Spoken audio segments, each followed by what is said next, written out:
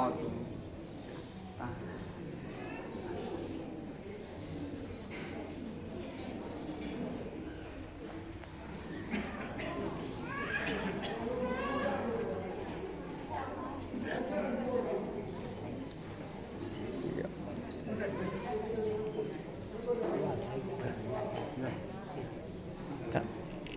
ဲလူတွေကတားလည်းမကြည့်တော့ဘူး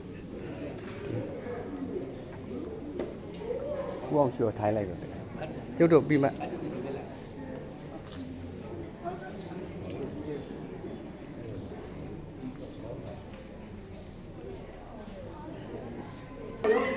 ုဂ္ဂိုလ်များတော့ဒီသွားအလူရှင်များဖြစ်ကြပါလေခင်ဗျာယောဂီသူတော်တွေမောင်တို့ခင်ဗျာမန္တလေးတိုင်းဒေသကြီးမရပူရာမြို့နယ်နန်းတော်ရပြည်မဗမာရေးတာကျောင်းတွေတွင်ပရိယပရိပတ်နထာနာကိုလုံးလကျိုးကိုအားထုတ်လေရှိကြကုန်သော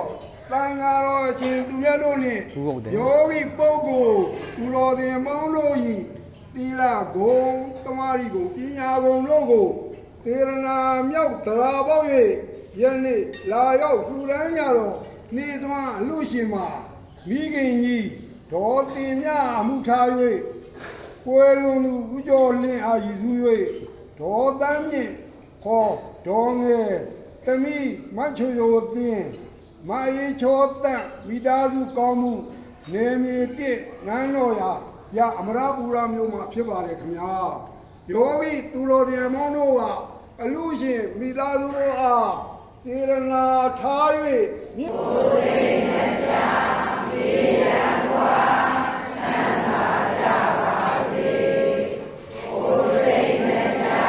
မေရန်ဝါဆန္ဒကြပါစေဘုစိတ်မြတ်မေရန်ဝါဆန္ဒကြပါစေဘုမေတော်နန္ဒခေတ္တဝလာဝေနေယဒုက္ခိတာဒုက္ခိတာလူနာယမတတ္တဝါပေါင်းအမြ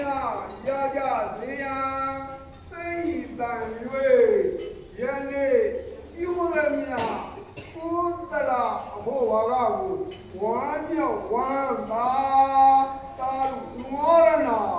ဘောသောနေရပါယံအလူရှင်များဤကိုယ်သာ